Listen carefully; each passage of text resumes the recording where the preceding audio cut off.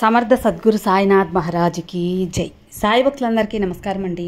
మన సాయినాథుని దయ వల్ల అందరూ సంతోషంగా ఉండాలి అని మనస్ఫూర్తిగా కోరుకుంటూ ఈ వీడియో స్టార్ట్ చేస్తున్నాను. ఇక ఈరోజు వీడియోలో మనం చూడబోయేది ఏంటి అంటే, బిడ్డ, నీ మంచి జీవితం కోసం నువ్వు చేయాల్సిన పనులు ఉన్నాయి. నీకు నా జీవితం బాగుంటుందా లేదా అనే ఒక ఆందోళన, ఒక మనసులో ప్రశ్న నెతిగా మిగిలిపోయింది.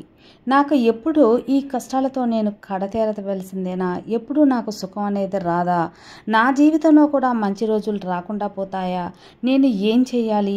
ఇలా ఎన్నో ప్రశ్నలు నీ మనసులో తొణిగిసలాడుతున్నాయి. ఇవన్నీ కూడా నా దగ్గర వెళ్ళగక్కుంటూ బాధపడుతున్నావు. నీ యొక్క ప్రతి బాధ, నీ కంట్లో నుంచే వచ్చే ప్రతి కన్నీరు నేను చూస్తూనే ఉన్నానమ్మా. వీటన్నిటికీ కూడా నువ్వు ఏం చేయాలి? నీ కష్టాలు తీరి నీ జీవితంలో మంచి రోజులు వచ్చే అద్భుతమైన పనులు కొన్ని చేయాల్సి ఉంటుంది బిడ్డ. నీకు ఇవన్నీ తెలిసినా కూడా వాటిని నువ్వు అశ్రద్ధ చేస్తూ ఉంటావు. ఎందువల్ల అంటే, నీ జీవితంలో నువ్వు ఎదుర్కొంటున్న ఇబ్బందులను, బాధలను, వాటి అన్నిటినీ కూడా నిన్ను మైమరిపింపజేస్తుంది. నీ ఆందోళనలో నువ్వు చేయాల్సినవి నువ్వు మర్చిపోతూ ఉన్నావు. కాబట్టి నీలో ఏమి ఉండకూడదు, నువ్వు ఏం చెయ్యాలి అని నీ బాబా పూర్తిగా చెప్తాను. తప్పకుండా నువ్వు అశ్రద్ధ చేయకుండా, నిర్లక్ష్యం కాకుండా విను. నీ జీవితం మంచి బాటలో నడిపించే బాధ్యత నాది. నువ్వు నా భక్తును అయినందువల్ల, నా బిడ్డగా నేను స్వీకరించినందువల్ల ఇవన్నీ నేను చెప్పాల్సిన బాధ్యత నాకుంది. నువ్వు వినే తీరాలి. ఎందువల్లంటే, అందరి ముందు నిన్ను మంచి స్థాయిలో నిలబెట్టాలి. నువ్వు అనుకున్నది సాధించి నీకు పేరు ప్రఖ్యాతులు రావాలి అని ఈ తండ్రి స్థానంలో ఉన్న నాకు కూడా ఆశ ఉంటుంది కదా. వాటికి నీ వంతు నీ కృషి చేస్తూ ఉన్నా. నువ్వు చేసే తప్పులను సరిదిద్దటం నా బాధ్యతమ్మా. నీవు ఎక్కువగా నువ్వు జీవితంలో చేస్తున్న అతి పెద్ద తప్పు ఏంటో తెలుసా? విరక్తి. చిన్నదానికే విరక్తి అనేది చెందుతున్నావు. ఆ విరక్తి అనేది నీకు ముందడుగుకి వేయలేకపోతున్నావు. ఏం చేయాలో నీకు తోచక నువ్వు అక్కడే ఆగిపోతున్నావు. చిన్న విషయం జరగలేదనే విరక్తి చెంది తర్వాత విషయం అనేది నువ్వు చేయలేకపోతున్నావు. దానివల్ల నీకు తర్వాత విషయం చేసినప్పుడే, తర్వాత పని చేసినప్పుడే అందులో నీకు విజయం ఉంటుందని తెలియదు. కానీ చేయవలసిన పనిని చేయకుండా మొదటి పనితోనే విరక్తి చెందుతున్నావు. ఆ ప్రయత్నం అనేది ఫలించలేదని బాధగా నీవు విరక్తిలో మునిగిపోతున్నావు. ఈ విరక్తిని నువ్వు దూరం చేసుకోవాలి. నీలో అసలు విరక్తి అనేదే రాకూడదు. ఇక ఎలా బాబా అంటే, నీలో ఉండాల్సింది ఓర్పు. ఓర్పు అనేది మనిషికి భగవంతుడు ఇచ్చిన ఒక వరం అని చెప్పుకోవచ్చు. నేను ఎప్పుడూ చెబుతూ ఉంటాను కదా, ఓర్పుగా ఉంటే ఏదైనా సాధించవచ్చు అని. అలాగే నీలో ఉండాల్సింది, నువ్వు నీ బుద్ధిగా మార్చుకోవాల్సింది ఓర్పుని. ఓర్పుని ఎప్పుడూ అస్సలు వదులుకోవద్దు. ఓర్పుతో ఉంటే ఏదైనా కూడా నీ వశమవుతుంది. ఇక నువ్వు చేయవలసిన, నీవు పెంచుకోవలసిన ఒక గుణం మన్నించే గుణం. ఇతరులు ఎంత తప్పు చేసినా అది మన్నించే గుణం అనేది నువ్వు పెంచుకోవాలి. ఎప్పుడైతే ఇతరులను నువ్వు వాళ్ళ తప్పును మన్నించలేక ఉంటావో, అలాంటప్పుడు ఏంటంటే వాళ్ళ మీద నీకు వైరాగ్యం పెరుగుతుంది. వాళ్ళ మీద నీకు ద్వేషం పెరుగుతుంది, అసూయ పెరుగుతుంది, కోపం. వాళ్ళ మీద నీకున్న అది బీభత్సకరమైన ఒక ద్వేషంగా మారిపోయి ఆ వ్యక్తితో నువ్వు సరిగా ఉండలేవు. అంతేకాకుండా నువ్వు వాళ్ళతో సరిగా ఉన్నందువల్ల నువ్వు వాళ్ళ గురించే, వాళ్ళని ఎలా దెబ్బ కొట్టాలి అని ఆలోచిస్తూ నువ్వు చేయాల్సిన పని మర్చిపోతావు. కాబట్టి ఇతరులను మన్నించే గుణం అనేది నీలో అలవర్చుకోవాలి. ఇక నీ బాధలకన్నిటికీ ముఖ్య కారణం ఒకటి ఉంది. అదేంటో తెలుసా? అత్యాశ. అత్యాశ అనేది మనిషిని ఎంతగా అతలాకుతలం చేస్తుందో నీకు తెలియదు బిడ్డ. ఆశ ప్రతి ఒక్క మనిషిలో ఉంటుంది, ఉండాలి కూడా. ఎందువల్లంటే ఆశ లేనిదే ఏ జీవి కూడా జీవించలేదు. రేపటి రోజు మీద ఆశ ఉండబట్టే ప్రతి ఒక్క జీవి ఏదో ఒక సందర్భంలో ముందడుగు వేయగలుగుతారు. ఎందువల్ల అంటే, అసలు రేపటి మీద ఆశ లేకపోతే రేపటికి ఏం టిఫిన్ చేయాలి, ఏమి భోజనం వండుకోవాలి అని ఈరోజే ఇడ్లీకో లేదా దోశకో మనం పిండి తయారు చేసుకోగలమా? లేదు కదా.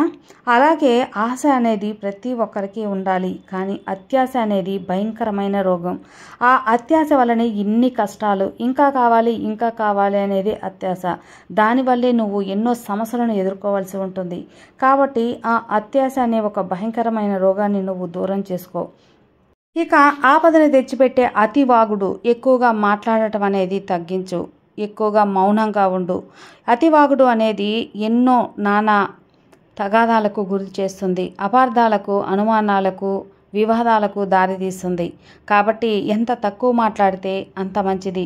నువ్వు తెలివైన వారు ఎవరైనా సరే తక్కువగానే మాట్లాడతారు. కాబట్టి వాగుడు తగ్గించుకొని, మాట్లాడటం తగ్గించుకొని ఎక్కువగా మౌనంగా ఉండటమే ముఖ్యం. అలాగని అసలు మాట్లాడకుండా ఉండకూడదు. ఎలా మాట్లాడాలి, ఎప్పుడు మాట్లాడాలి, ఎందుకు మాట్లాడాలి, ఎలా మాట్లాడితే మనకు ఒక మంచి గుర్తింపు వస్తుంది అని పాయింట్ టు పాయింట్ అనేది మాట్లాడాలి బిడ్డ.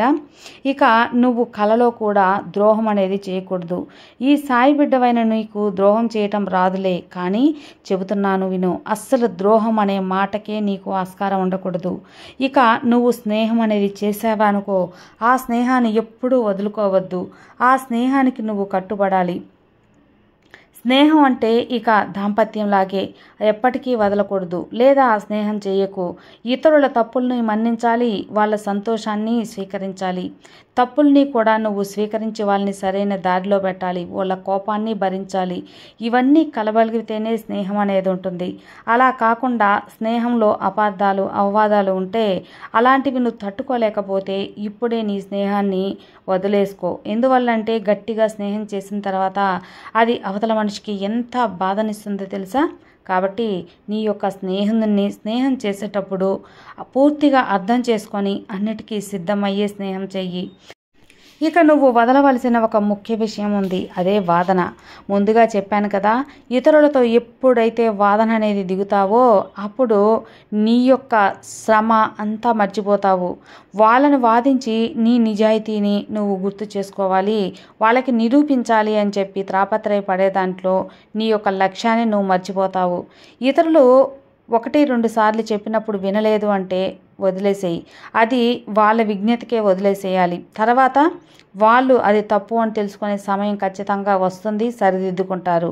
అలా కాకుండా ఇప్పుడు నువ్వు వాదనకనే దిగినావంటే నీకు శత్రువులే మిగులుతారు, వాళ్ళు నీకు కాకుండా పోతారు. కాబట్టి వాదన వస్తుంది అన్న సమయంలో ఆ వాదన వదిలేసి నిశ్శబ్దంగా ఉండటం ఎంతో ఉత్తమం. నీ జీవితం మంచి కోసమే ఈ పనులన్నీ చేయాలి అని చెబుతున్నానమ్మా. ఎంత సంపద ఉన్నా సరే అది చూడడు భగవంతుడు. అందులో ఆర్తులకు ఎంత అందించావు అని మాత్రమే భగవంతుడు చూస్తాడు. ఎన్ని శాస్త్రాలు చదివావు అని భగవంతుడు అనుకోడు. వాటిని నువ్వు ఎంతగా ఆచరించావు అన్నదే దేవుడు నీలో గమనిస్తాడు. కాబట్టి ఎంతమంది నీ చుట్టూ ఉన్నారన్నది కాదు, నీ కోసం ఎంత నిలబడ్డారు అనేదే చాలా ముఖ్యం. నువ్వు ఎన్నేళ్ళు బతికేవన్నది ముఖ్యం కాదు, ఎలా బతుకు సార్థకం చేసుకోన్నావు అన్నదే భగవంతుడు నీకు ఆశీర్వాద రూపంలో ఇస్తాడు. ఈ లక్షణాలన్నీ నీలో ఉంటాయి, ఉంచుకుంటావు. లేదంటే నువ్వు తెలుసుకొని మంచిగా ఉండాలి అనే ఉద్దేశంతోనే నీ బాబా నీకు ఈ విషయాలని తెలియపరుస్తున్నాను. పాటించు, సంతోషంగా ఉండు, నీ జీవితాన్ని అందంగా మార్చుకో. నీ జీవితానికి ఎల్లవేళలా నేను తోడుంటాను. కాబట్టి నువ్వు దేనికి భయపడిన అవసరం లేదు. ఈ సాయి నీతో ఉండగా నీకు భయం ఎందుకు చెప్పు? సర్వే జనా సుఖినో భవంతు. జై సాయిరామ్.